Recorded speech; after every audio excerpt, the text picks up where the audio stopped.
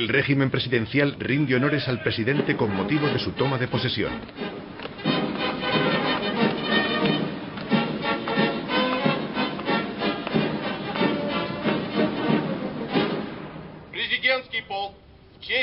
Larga vida, camarada presidente de la Federación Rusa.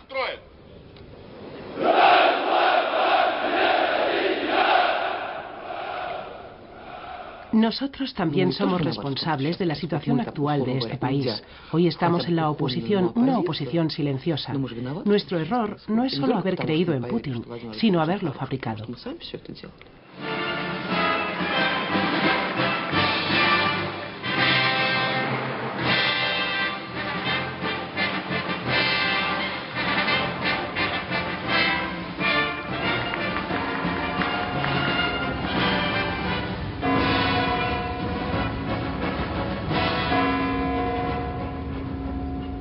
Desde que en el año 2000 fuera elegido presidente de Rusia, Vladimir Putin se ha convertido en el político más popular del país. Casualmente, también se ha convertido en el hombre más mediatizado de toda la historia de Rusia. Y ahora todo un acontecimiento. Pueden levantarse y aplaudir. Todavía no conozco la canción, pero parece ser que es extraordinaria.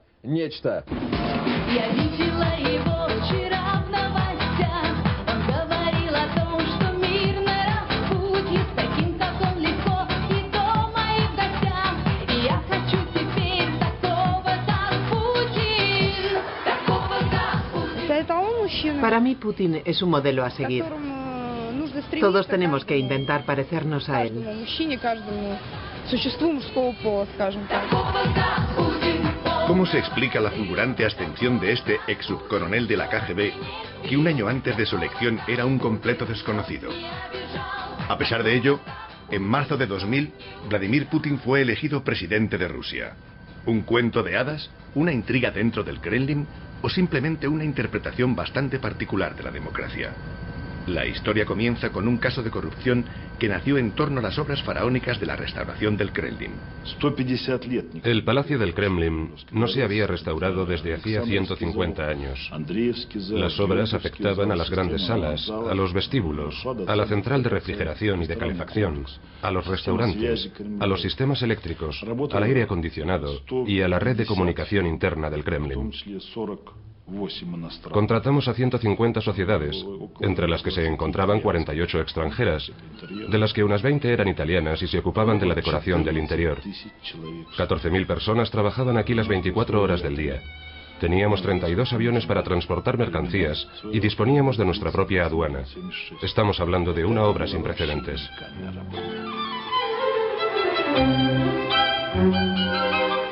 Tras la caída de la Unión Soviética, el Kremlin intenta borrar los símbolos del antiguo régimen.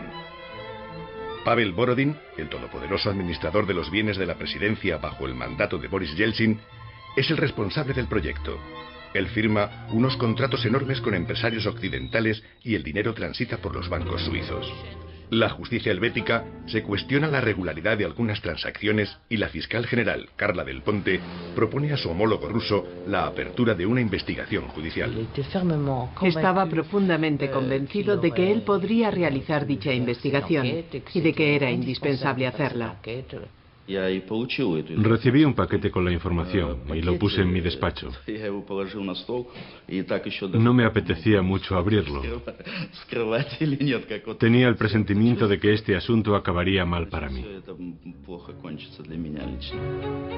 Pese a sus temores, el fiscal Skouratov abrió una investigación. Enseguida, sospechó que las fachadas doradas del Kremlin podían ocultar un caso de corrupción.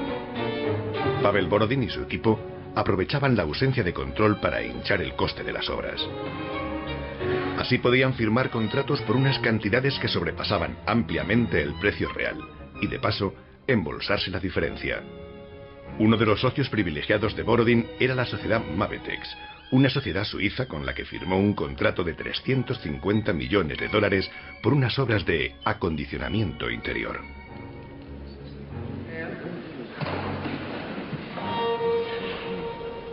Vi un anuncio en Lugano, en Suiza, en el que Mavetex se jactaba de su éxito diciendo que el Kremlin pagaba $12.000 por una puerta que en Suiza costaba 1.200.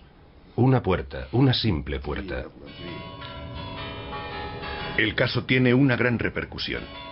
En la época de Yeltsin, enseguida lo habrían enterrado. Pero ahora, las cosas van a ser muy diferentes. En agosto de 1998, en plenas vacaciones, el gobierno, incapaz de satisfacer sus deudas, anuncia la suspensión de pagos.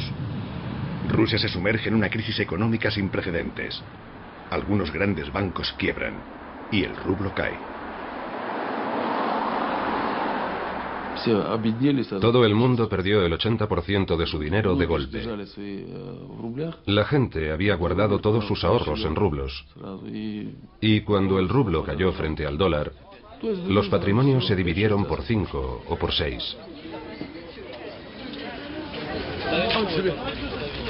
Los rusos se sintieron expoliados. Acusaron a Yeltsin y a sus reformas de haberlos llevado a la catástrofe y le pidieron cuentas. Se decía que el presidente había tenido 5 infartos y un bypass y que estaba muy enfermo para ejercer el poder. Se esperaba el peor desenlace en cualquier momento. En plena crisis, Yeltsin tiene que recibir a Bill Clinton en Moscú. Unos días antes del encuentro, la CIA informa a la Casa Blanca de la probable muerte del presidente Yeltsin.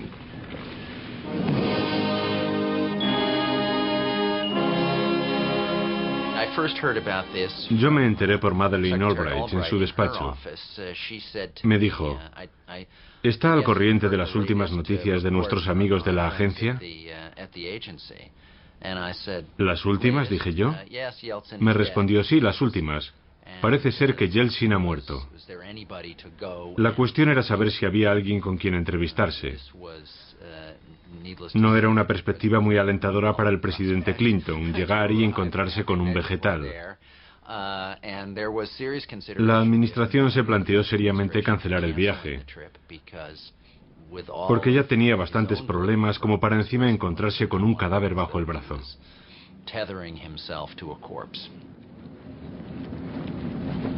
Los médicos mantuvieron a Yeltsin en pie para Clinton. El presidente ruso parecía controlar la situación en el Kremlin, pero en realidad sus decisiones dependían cada vez más de un pequeño círculo de consejeros particulares a quienes los periodistas acreditados en el Kremlin denominaban la familia.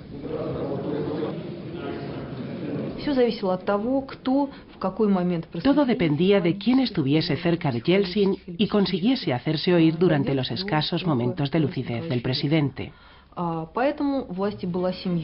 El poder pertenecía a los que se encontraban cerca de él físicamente, a los que le sujetaban el orinal, es decir, a la familia y los amigos de la familia, y los que les financiaban se convirtieron en los oligarcas más influyentes del país. La familia, una especie de politburó en torno a Yeltsin, comprende a su hija Tatiana, su futuro marido, Yumasev, y 2 hombres de negocios, Boris Berezovsky y Roman Abramovich. En aquel otoño de 1998, el pequeño círculo influyente del Kremlin busca a alguien a quien Boris Yeltsin pueda nombrar primer ministro para salir de la crisis.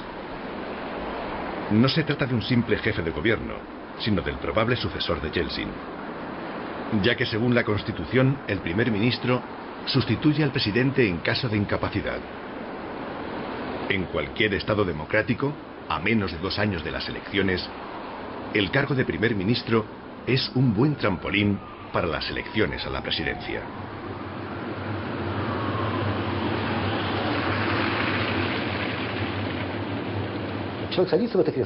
Sea cual sea la personalidad o las convicciones políticas de la persona que se instala en ese puesto, para nuestros electores se convierte en un candidato serio a las elecciones a la presidencia. Nosotros hemos calculado que el puesto de primer ministro da automáticamente entre el 20 y el 40% de los votos. El Parlamento rechaza a todos los candidatos que propone la familia. Después de largas semanas de indecisión, Yeltsin se ve obligado a designar a Primakov, exministro de Asuntos Exteriores, ex jefe de los servicios de inteligencia y muy próximo a los comunistas. Era alguien conveniente para todos. Alguien a quien Yeltsin conocía, que tenía convicciones soviéticas, y eso le gustaba al Parlamento, que por aquel entonces era mayoritariamente comunista. Un hombre respetado en el extranjero, amigo tanto de Madeleine Albright como de Saddam Hussein, como él mismo decía. El nuevo primer ministro se desmarca de la familia y pide al gobierno que le presente el estado real de la corrupción y de los delitos económicos del país. Unas semanas más tarde recibe un informe. El informe revelaba que enormes cantidades de dinero habían desaparecido en el extranjero y advertía que la única solución para que ese dinero regresara era emprender medidas judiciales. Me gustaría precisar que es necesario dejar plazas libres en las cárceles para que ingresen los delincuentes económicos que vamos a detener. Es necesario que todo el mundo lo comprenda. Mientras la opinión pública aprueba las propuestas de Primakov, para los empresarios como Boris Berezovsky es una declaración de guerra.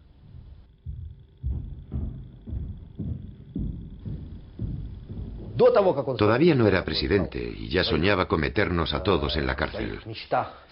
Liberó a 96.000 delincuentes, gente inofensiva, para dejar sitio a los empresarios, que como todo el mundo sabe son gente muy peligrosa. Ya no se controlaba. Se había declarado la guerra y la batalla principal se libró en torno al caso Mavetex. El fiscal general envió una comisión rogatoria a Suiza. En Lugano, los investigadores descubren una cuenta personal con $6 millones a nombre de Pavel Borodin, el jefe de las obras del Kremlin. En el transcurso de una inspección en las oficinas de Mavetex se encontraron extractos de cuentas de tarjetas de crédito a nombre de las hijas de Yeltsin y una tarjeta bancaria a nombre del presidente. Carla Del Ponte informó de todo ello al procurador Skuratov. Estábamos en contacto telefónico y recuerdo que le pregunté si podía hablar libremente o si por el contrario el teléfono estaba intervenido. Entonces me dijo que sí, que podía hablar libremente, que era un teléfono especial y no podían intervenirlo. Más tarde me enteraría de que efectivamente nos estaban escuchando, así que alguien obtuvo información de la investigación que se estaba realizando. El 1 de febrero, el secretario general de la presidencia convocó al fiscal general Skuratov. Apenas 10 días después de la inspección de Mavetex, el Kremlin contraataca.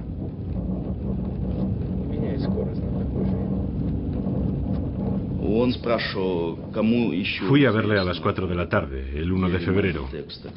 Me preguntó quién más estaba al corriente del caso Mavetex. Después de hacerme algunas preguntas me dijo, quería enseñarle un vídeo, y puso la cinta de vídeo. Aquel hombre se parecía...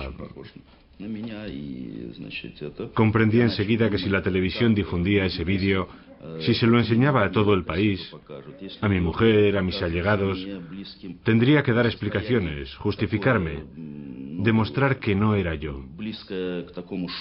Estaba en un estado de shock. En momentos así no se puede pensar, estás bloqueado por la emoción.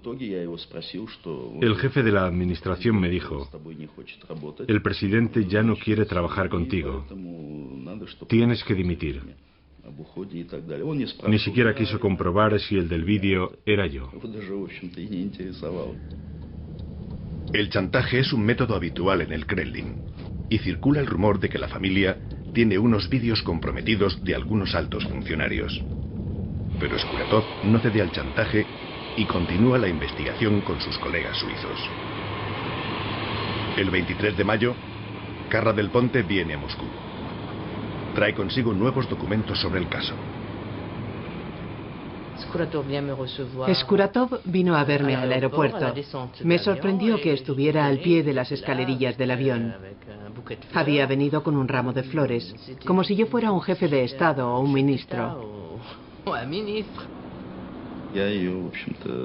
Trabajamos en el campo, en una casa que pertenecía a la Fiscalía General para garantizar la confidencialidad.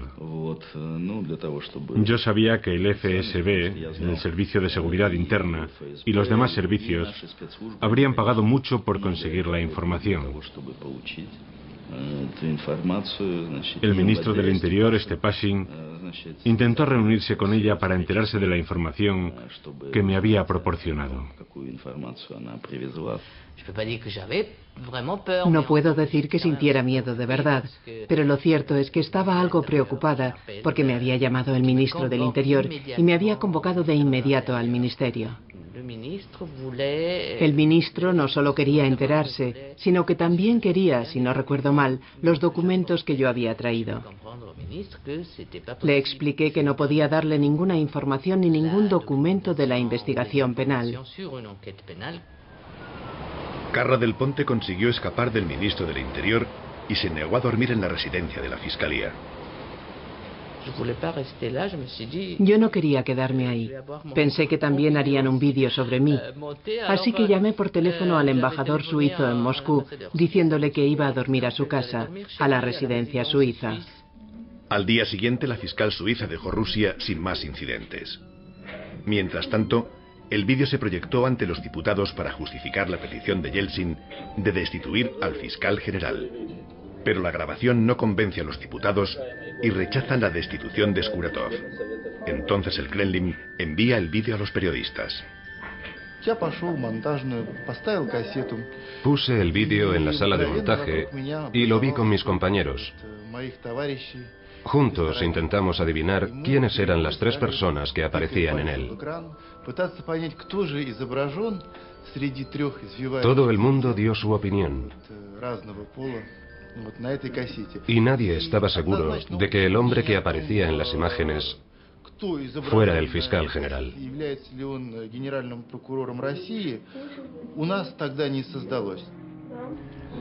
La televisión difunde algunos fragmentos de la grabación, pero muchos siguen dudando de la autenticidad del vídeo. Pese al escándalo, Skuratov prosigue con la investigación. Decide interrogar a las hijas de Yeltsin y detener a Berezovsky. Entonces, el Kremlin saca su comodín. Hoy el director del FSB, Vladimir Putin, ha declarado a los periodistas que el famoso vídeo en el que aparece un hombre que se parece a Skuratov es auténtico.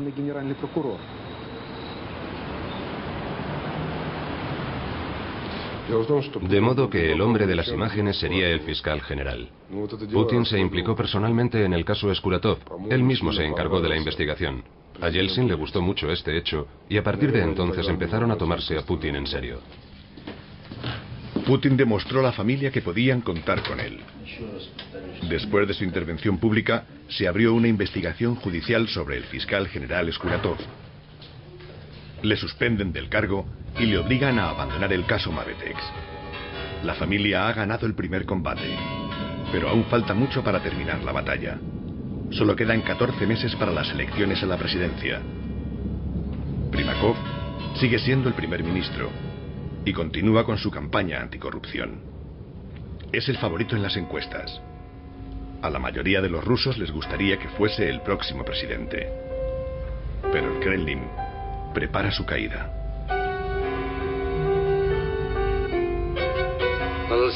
En la reunión del comité nos hace falta...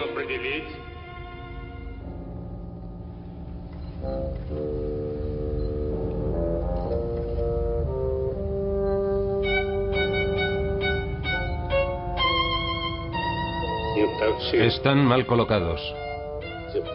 Stepashin es el viceprimer ministro.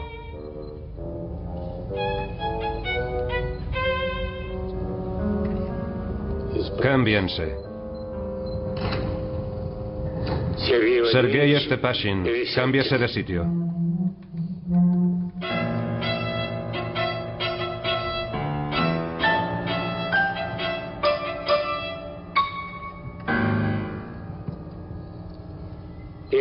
El viceprimer ministro es Sergei Stepashin.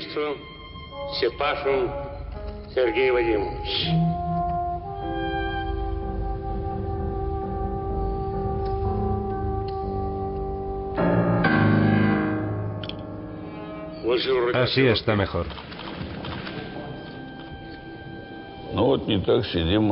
Dijo que no nos habíamos colocado bien. Entonces pensé que quizás le estuviese reprochando a Stepashin su timidez al no haberse sentado junto al presidente, o por haberse sentado muy lejos. No me di cuenta de que era la señal de que mi marcha estaba cerca. No entendí lo que quería. Primakov es destituido y Stepashin ocupa su puesto. Pero Primakov no desaparece de la escena política.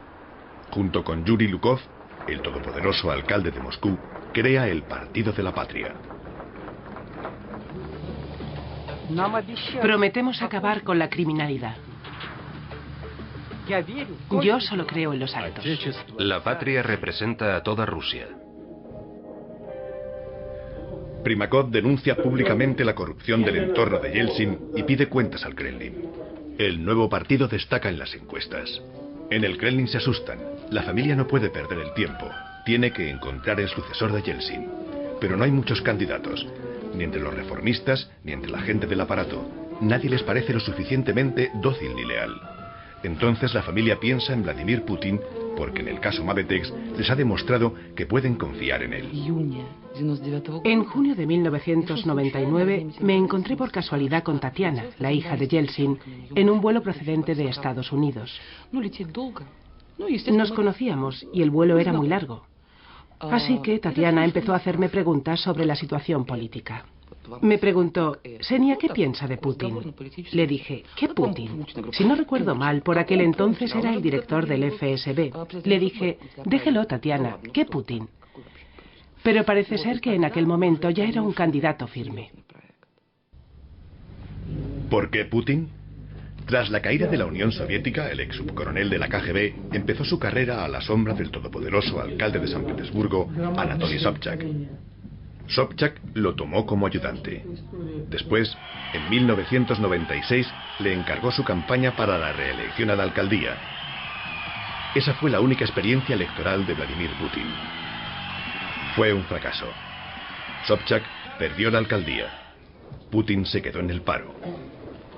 Podría haberse dedicado a los negocios, pero tomó otra decisión. Fue a Moscú y Pavel Borodin lo contrató.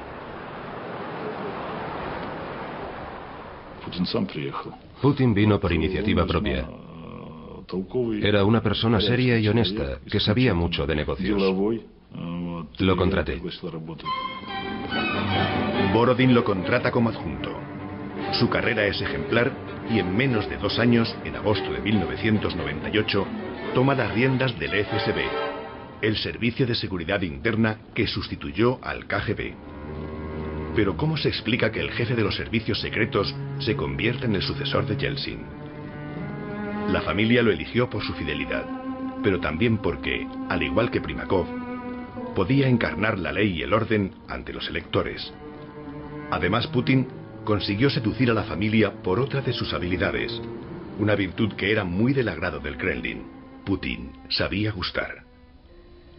Elena Tregubova, una de las periodistas más influyentes acreditada en el Kremlin, tuvo ocasión de comprobar las habilidades de Putin. Un día recibió una invitación para comer del director del FSB, quien iba a esforzarse en gustarle. Yo creía que los miembros del KGB eran unos estúpidos, unos cortos. Ni siquiera eran hombres. Eran unos seres inferiores, una especie de intocables. Me llevé una gran sorpresa al comprobar que él no era tan primitivo. Era fácil hablar con él, ya que se adaptaba muy bien a su interlocutor. Por un momento, te hace creer que comparte tus opiniones, que viene del mismo lugar que tú.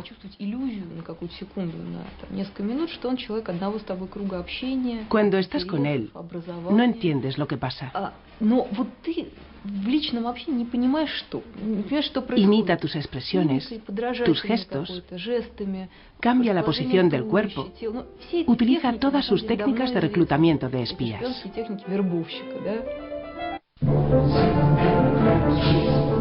Putin es un perfecto desconocido para el gran público y solo quedan 10 meses para las elecciones a la presidencia. Por ello sale a la conquista de la opinión pública y empieza por los que mejor entiende, los militares. Visita las unidades que luchan en Dagestán bajo las órdenes del general Samanov, un halcón del ejército. Para nosotros, los militares, la visita de Putin nos demostró que estaba con nosotros. Simbólicamente esta visita era muy importante, nos subió la moral. Pero lo más importante es que firmó nuestros planes militares, algo que nadie hacía desde Gorbachov.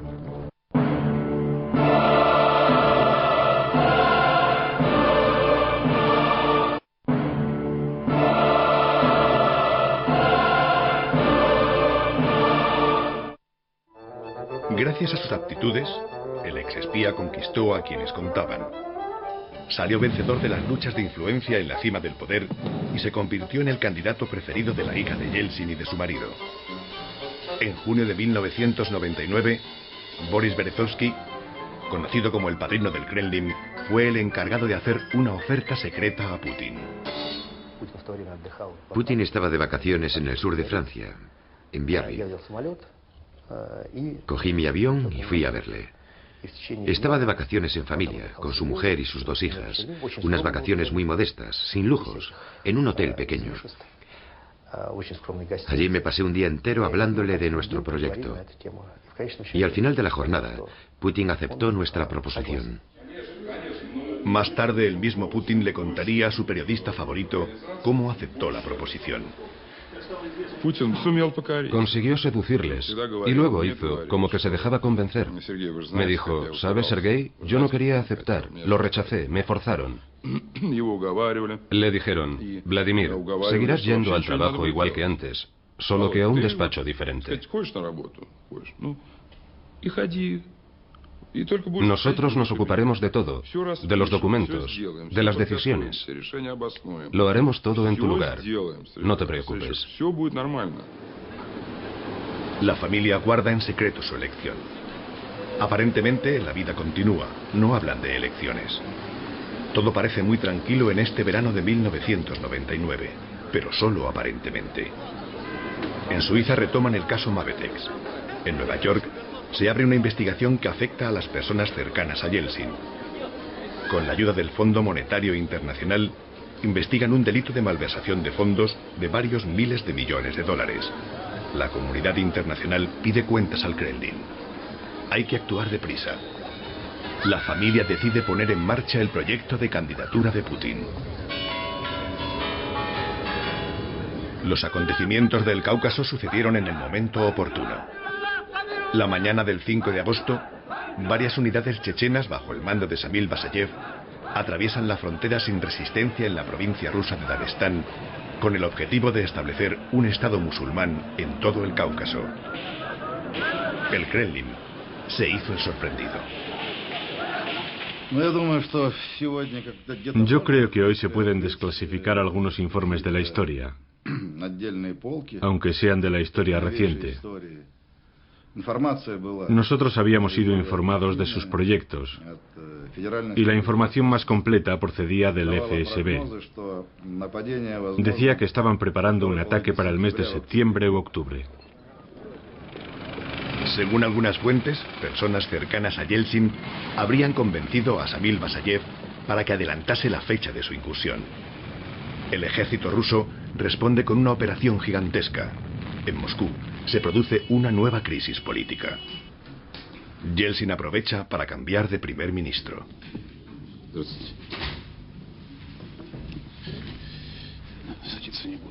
No me siento para no pegarme al sillón.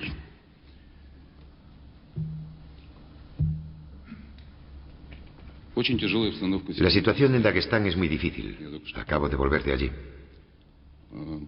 Podemos perder Dagestán. Ahora los temas de rutina. Esta mañana he visto al presidente. Me ha dado las gracias por el buen trabajo efectuado y me ha pedido mi dimisión. Me sustituye por Putin, secretario del Consejo de Seguridad y exdirector del FSB.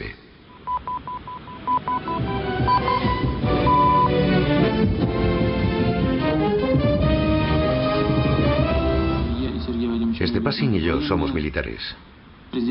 Acataremos la decisión del presidente. Cuando nos enteramos de la noticia, pensamos que definitivamente la política rusa se había vuelto imprevisible.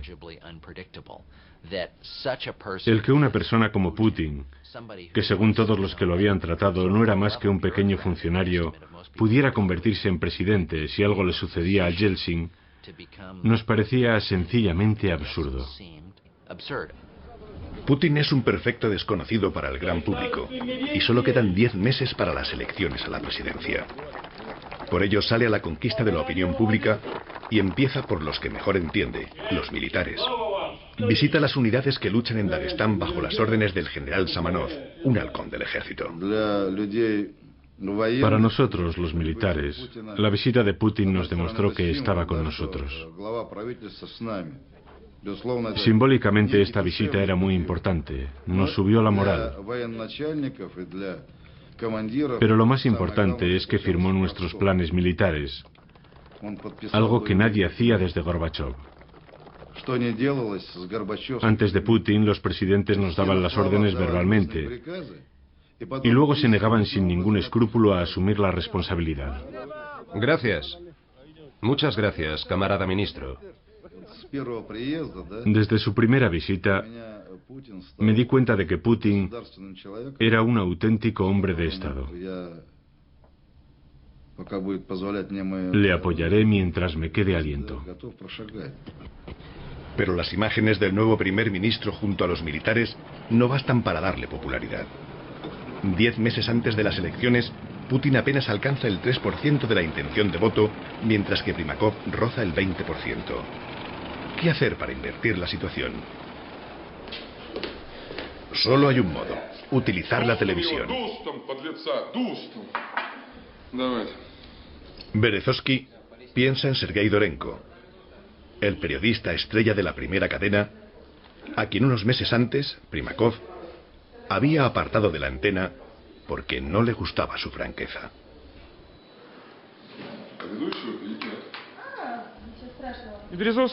Berezovsky me propuso volver a la televisión. Me dijo, ya ves en qué situación estamos con esta amenaza de las 100.000 plazas en las cárceles. Tenemos que hacer algo, hay que luchar. Y yo le dije, vale Boris, Primakov me va a colgar, haga lo que haga. Dorenko me dijo, sé que Primakov va a ganar.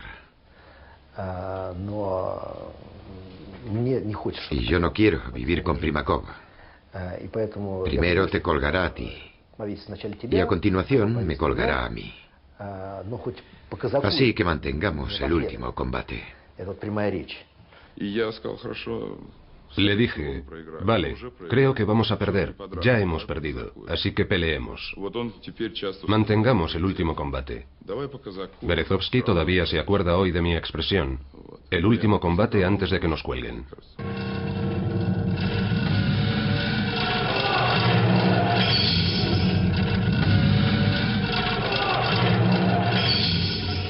Dorenko consigue una emisión semanal que se emite el domingo por la noche en prime time, en la primera cadena que pertenece a Berezovsky. Es la emisión más vista en Rusia, y cada 15 días Putin participa en el programa de Dorenko. Hemos estado con el primer ministro en el aeropuerto a su regreso de Ereván. Para nosotros está claro que la ignorancia de las leyes en los países de la antigua Unión Soviética fomenta el terrorismo. No me gustaba su actitud condescendiente y despectiva hacia los electores. Me decía, Sergei, la realidad es lo que nosotros mostramos. Ellos no sabrán nada más y no necesitan saber nada más. Si no se lo mostramos, no existe. ¿Está de acuerdo conmigo, Sergei? Y lo cito con sus propias palabras.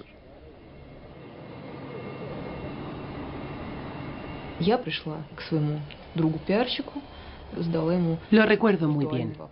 Fui a ver a un amigo, un profesional del marketing político, y le pregunté: ¿se puede reanimar a un paciente como Putin? Él me respondió: hay una forma de hacerlo, basta con una victoria en una guerra pequeña, pero nadie se atreverá a hacerlo.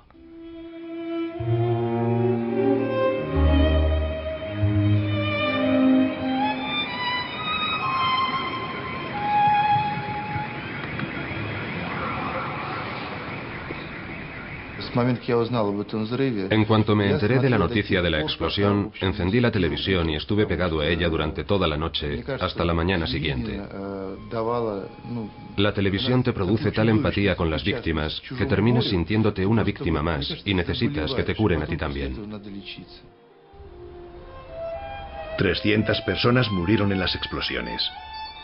Nunca antes Rusia había conocido un atentado de tal magnitud. Todavía hoy sigue sin saberse quiénes fueron los autores. En aquel momento, desde el primer instante, el poder acusó a los terroristas chechenos, provocando una oleada de xenofobia.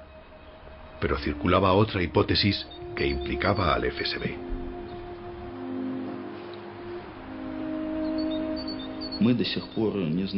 Todavía hoy no sabemos toda la verdad.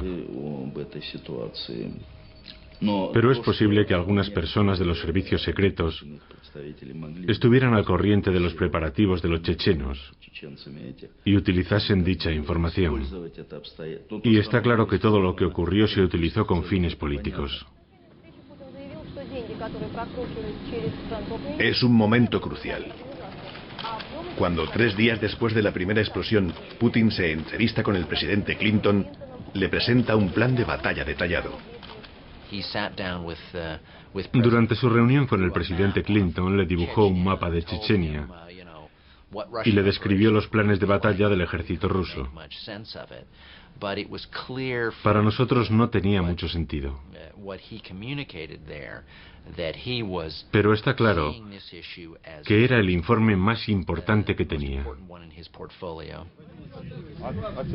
Delante de los periodistas, Putin alza el tono de voz y recupera el lenguaje de la época de la todopoderosa KGB. Esa gente no son seres humanos, son animales.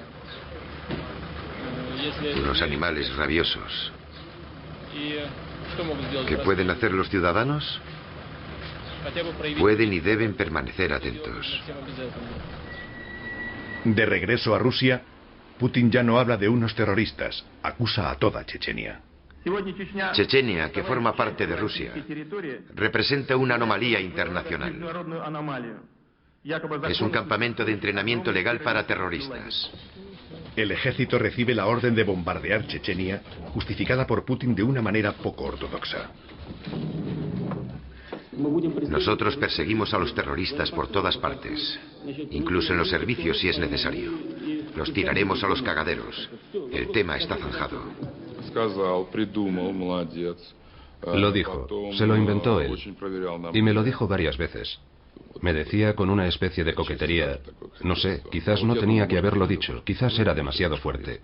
Yo le dije, no, está muy bien dicho, era muy claro. Todo el mundo ha entendido el mensaje. Lo más importante es la cuestión emocional. No puede comportarse siempre como un pescado congelado.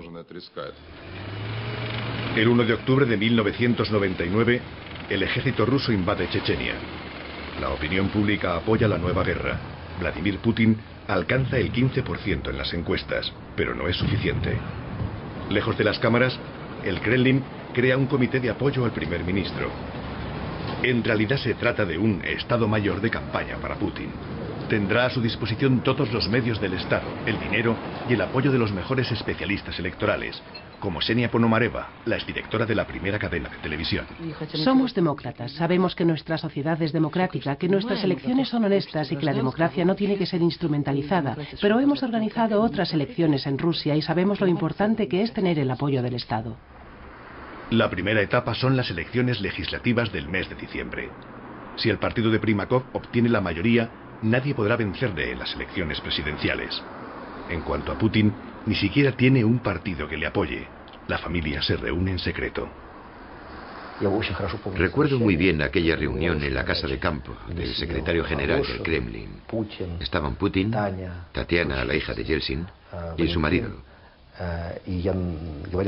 Les dije que teníamos que crear un partido que concentrase la potencia de la maquinaria del Estado. Me dijeron que estaba delirando. Berezovsky termina por convencerles y a 2 meses de las elecciones crea un partido y pone a la cabeza de él a un ministro, a un deportista y a un juez de instrucción. El partido no defiende ninguna ideología y carece de programa electoral. La campaña del partido se montó en torno a una idea única, la de que contaba con el apoyo del popularísimo Vladimir Putin. Aparte de eso, no tenían absolutamente nada. En el otro frente, Sergei Dorenko lleva una guerra sin cuartel contra Primakov. Detalles sórdidos sobre el estado de salud del ex primer ministro, acusaciones de corrupción contra la persona que le acompaña en la lista, el alcalde de Moscú. Todo está permitido. Humillado por los ataques, Primakov propone una tregua. Apoyará al gobierno si Putin pone fin a la ofensiva mediática. Dorenko responde inmediatamente. Han propuesto un acuerdo a Putin. Nosotros utilizamos métodos cuestionables porque nuestros políticos son cuestionables. ¿Acaso Putin necesita el apoyo de personas cuya reputación de criminales podría comprometerle? No debe ser nada fácil lavar la imagen después de estar con esos políticos. Durante la campaña recibí la visita del ayudante de Lukov, el alcalde de Moscú, que me pidió que no se emitieran los 4 últimos programas de Dorenko. Me ofreció una cifra asombrosa. Cuando más tarde se lo conté a Dorenko, me dijo: ¿pero por qué no me has dicho nada? Por una cifra como esa habría parado. Estamos a unas semanas de las elecciones. En Chechenia el ejército ruso ha llegado a las puertas de Grozny. El ejército ha cumplido sus objetivos y eso debería poner fin a la lucha. Hasta los militares se pronuncian a favor de un alto el fuego. Los militares insistimos para no retomar la operación hasta la primavera. Teníamos graves problemas. En primer lugar, la marcha de los reclutas, que representaban la mayoría de nuestros efectivos. En segundo lugar, las condiciones meteorológicas. La lluvia, la nieve, la niebla hacían las rutas impracticables para nuestros vehículos.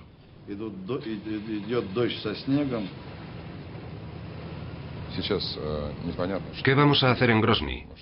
¿Vamos a quedarnos todo el invierno hasta que nuestras tropas se agoten y caigan solas? ¿Cuál es la táctica? ¿Qué van a hacer ustedes en Grozny? La táctica es cosa de militares. No voy a entrar en los detalles, pero barajamos varias posibilidades. Efectivamente, la guerra sería cosa de militares si el conflicto en Chechenia no formara parte integrante de la campaña electoral. La opinión de los militares ya no cuenta. Nos consultaron como Estado Mayor, pero nada más. Las demás decisiones se tomaron a nivel político. Ese tipo de decisiones siempre se toman a nivel político. La decisión política es muy sencilla. La guerra debe continuar.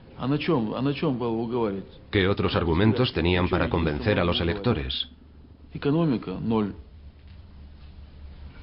Económicamente, socialmente, la situación era catastrófica en todos los terrenos. ¿Por qué razón los electores debían votar a Putin? El 19 de diciembre, los electores eligen al partido de Putin. El partido que 2 meses antes de las elecciones no tenía ningún programa político obtiene el 23% de los votos y aventaja ampliamente al partido de Primakov, que solo consigue el 13%. Comprendí entonces que habíamos aplastado a nuestros adversarios. Yo siempre he dicho que quien gana las elecciones legislativas gana las elecciones presidenciales, porque el vencedor allana el terreno. Con los deberes hechos, Berezovsky decide marcharse de vacaciones. Las elecciones presidenciales, su próxima misión, no son hasta dentro de 6 meses. Estamos a 31 de diciembre, el primer día de vacaciones en Rusia, y todo el país se dispone a celebrar la llegada del nuevo año. El 30 de diciembre cerramos la dirección de nuestra campaña, nuestro grupo de apoyo a Putin, y nos fuimos de vacaciones hasta el 3 de enero. El 31 de diciembre estaba en la cocina preparando las ensaladas para la cena de Nochevieja. Tenía la tele encendida y en un momento dado veo a Boris Yeltsin y me pregunto si serán imágenes de archivo o alguna reposición o algo así. Y de repente, la gran sorpresa.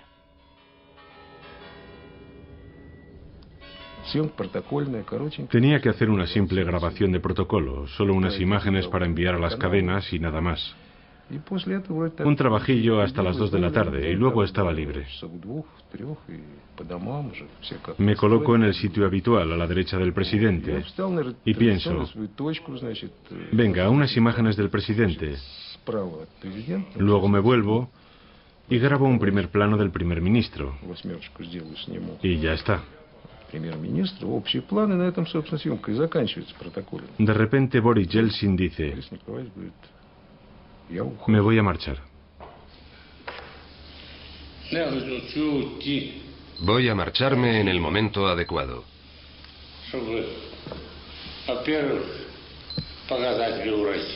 La situación en Rusia es buena y mejora cada día. Ahí me empiezan a temblar las manos. Nunca lo olvidaré. Probablemente fue la grabación más difícil de mi vida.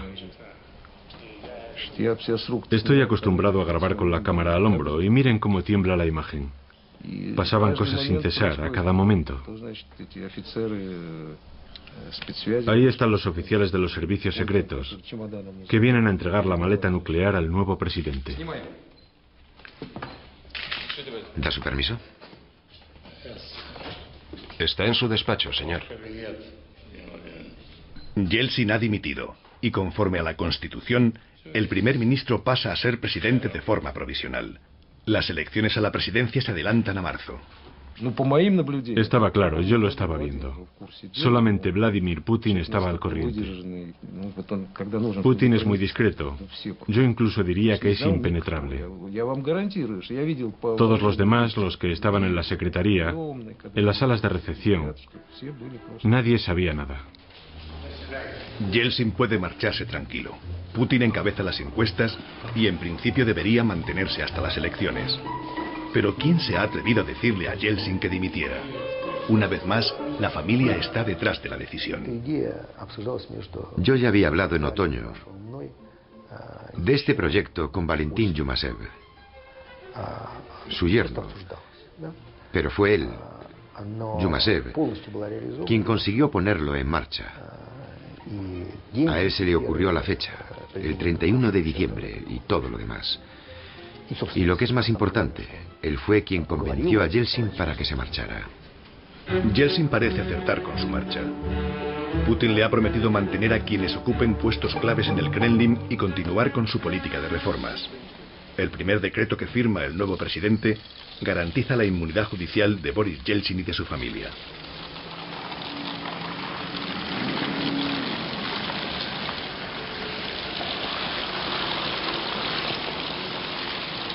Полковник Ставронский Юрий Владимирович. Os deseamos un próspero año nuevo. Os deseamos lo mejor para vosotros y para vuestras familias.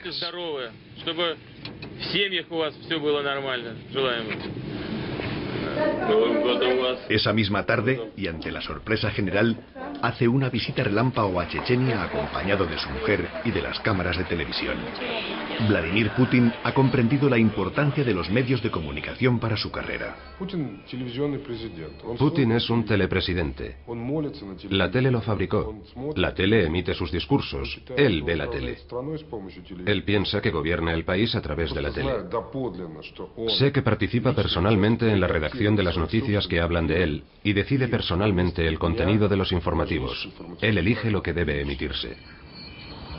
El servicio de prensa de Putin reintroduce la propaganda y cada imagen del presidente está dirigida por el Kremlin. Una medida inimaginable desde el final de la Unión Soviética. Y solo es el principio. En la Duma, el partido de Putin se alía con los comunistas, enemigos declarados de Yeltsin. Más tarde, pide a la Duma que reinstaure el himno de la Unión Soviética escrito por Stalin. Les pediría a nuestros diputados que recuperasen la música de Alexandrov, la del himno de la Unión Soviética.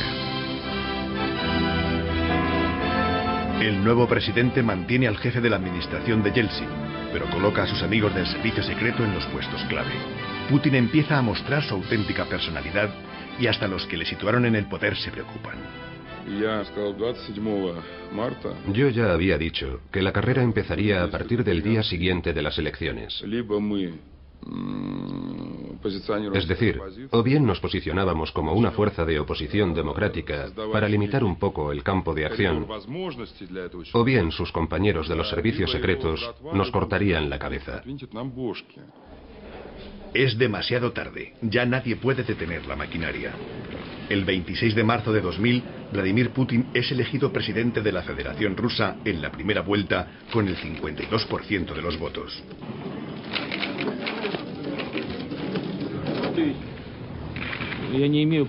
Yo no os puedo prometer milagros. No estaría bien. Incluso sería un error. Sería negativo. El 7 de mayo, Vladimir Putin es nombrado presidente de Rusia en las salas del Kremlin, restauradas por Pavel Borodin y Mavedex.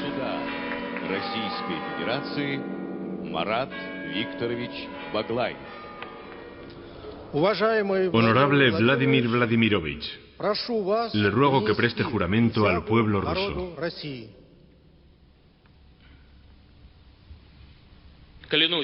Juro que en mis funciones de presidente de la Federación Rusa respetaré y mantendré los derechos y las libertades del hombre y del ciudadano.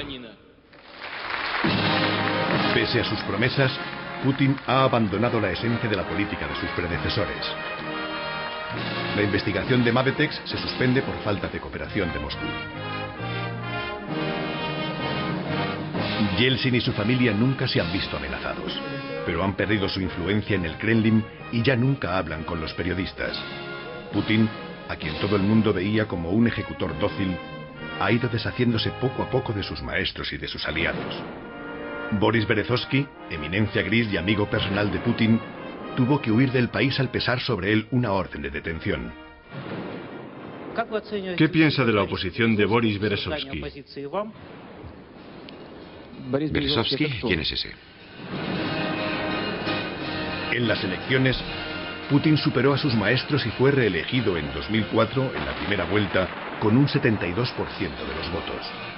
Pero la Constitución le prohíbe presentarse en las próximas elecciones presidenciales de 2008 para un tercer mandato.